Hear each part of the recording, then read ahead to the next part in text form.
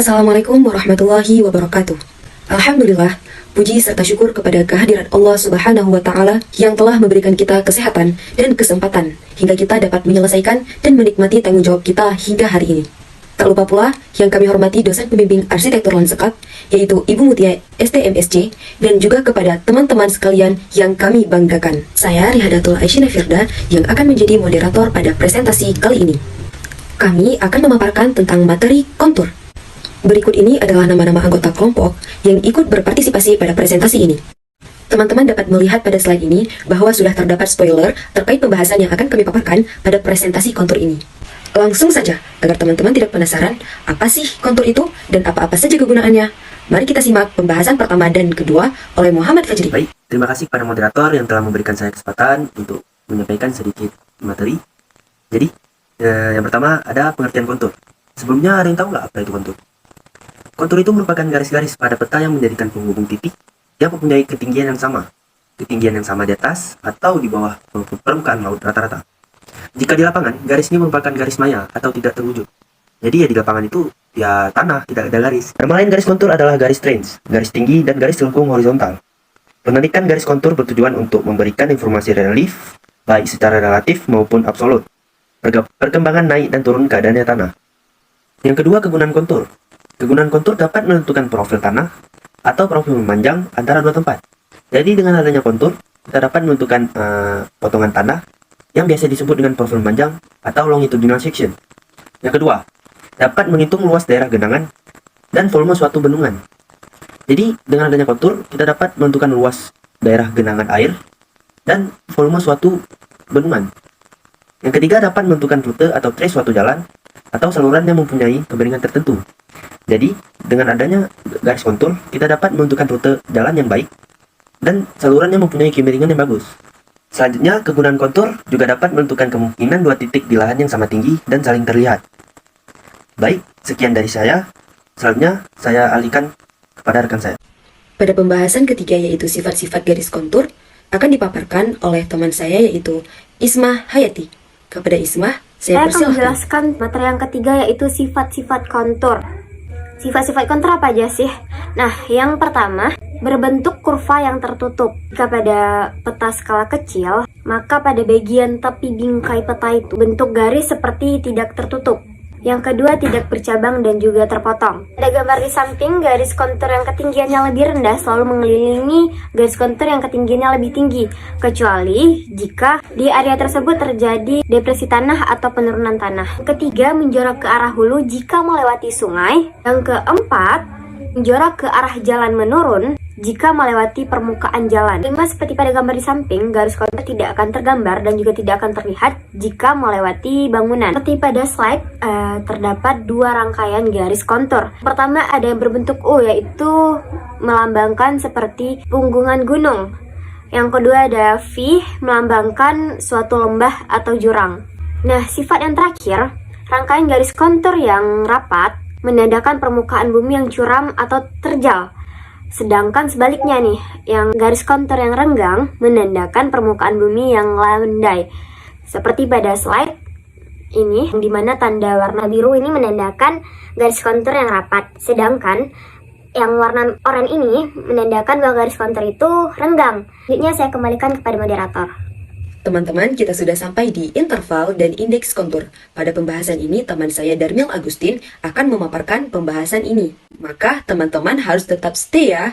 Di sini saya akan sedikit menjelaskan tentang interval dan indeks kontur.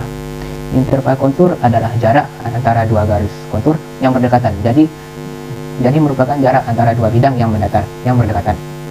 Pada suatu peta topografi, interval kontur dibuat sama, berbanding terbalik dengan skala peta.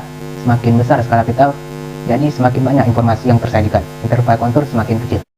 Nilai tertinggi sesuai tertera pada garis kontur mulai dari terluar sampai terdalam berturut-turut adalah 200 meter, 210 meter, 230 meter, dan 240 meter. Rumus untuk menentukan interval kontur pada suatu topografi ialah interval kontur sama dengan 1/2000 kali skala peta. Rumus untuk mengetahui skala dan sebuah data di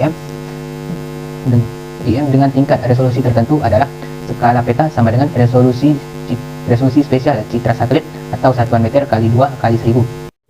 Indeks kontur adalah garis kontur yang penyajiannya ditonjolkan setiap kelipatan interval kontur tertentu setiap 10 meter atau yang lainnya. Indeks kontur juga merupakan garis kontur yang ditebalkan dibuat setiap kelipatan 50, sehingga garis kontur yang tebal akan memiliki ketinggian dari 50 meter, 100 meter, 250 meter, 300 meter, dan seterusnya. Biasanya indeks kontur dibuat per 4 atau 5 kontur. Sebelumnya interval dan indeks kontur sudah. Sekarang, apa saja komponen garis kontur? Oleh Reza Maulana Gebrina Effendi Jaraputra. Mari kita simak. Komponen garis kontur, skala peta. Skala peta ditentukan oleh jumlah daerah dunia nyata yang kemudian dituangkan ke dalam peta. Jenis skala dikenal dengan skala rasio, artinya 1 inci pada peta sama dengan 24.000 inci atau 2.000 kaki di dunia nyata. Ini berarti salah satu dari satuan sentimeter, kaki, dan lain-lain pada peta sama dengan 24.000 dari hal yang sama pada peta. Referensi datum, acuan.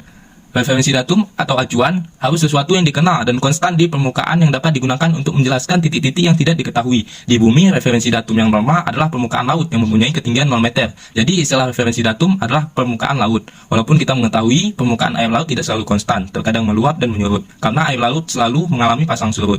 Tapi, permukaan laut sudah ditetapkan sebagai acuan ketinggian dalam pembuatan peta, seperti contoh tolak ukur datum di kota Chicago.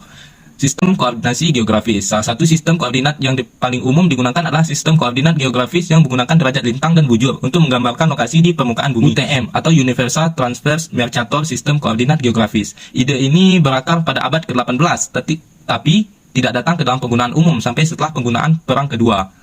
Sistem ini paling sering digunakan karena memungkinkan pengukuran tepat dalam meter ke dalam 1 meter.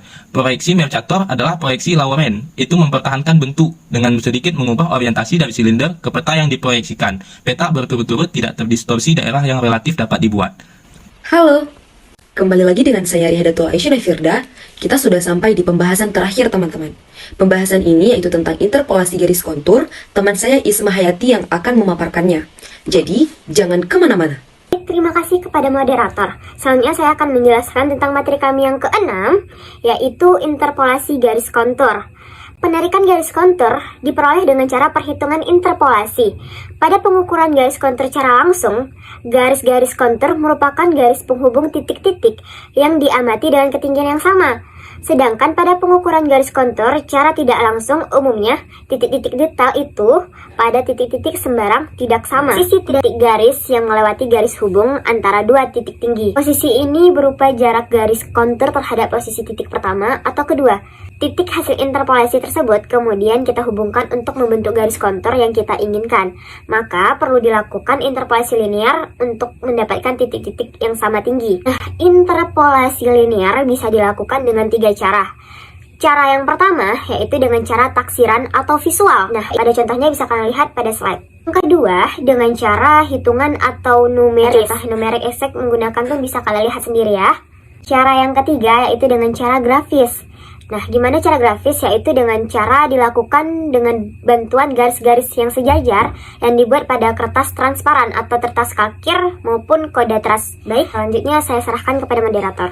Dari semua materi kontur yang telah kami paparkan, tidak mungkin tidak mempunyai kesimpulan. Maka, Zeki Mu'arif yang akan menyimpulkan semua pembahasan tentang materi kontur tadi. Selanjutnya saya akan membacakan kesimpulan. Kontur adalah suatu garis yang digambarkan di atas bidang datar melalui titik-titik yang mempunyai ketinggian sama terhadap suatu bidang referensi tertentu. Pengukuran titik-titik detail untuk penarikan garis kontur suatu peta dapat dilakukan secara langsung dan tidak langsung. Penarikan garis kontur diperoleh dengan cara perhitungan interpolasi. Pada pengukuran garis kontur dengan cara langsung, garis-garis kontur merupakan garis penghubung titik-titik yang diamati dengan ketinggian yang sama. Sedangkan pada pengukuran garis kontur dengan cara tidak langsung, umumnya titik-titik detail tergambarkan dengan titik sembarang tidak sama.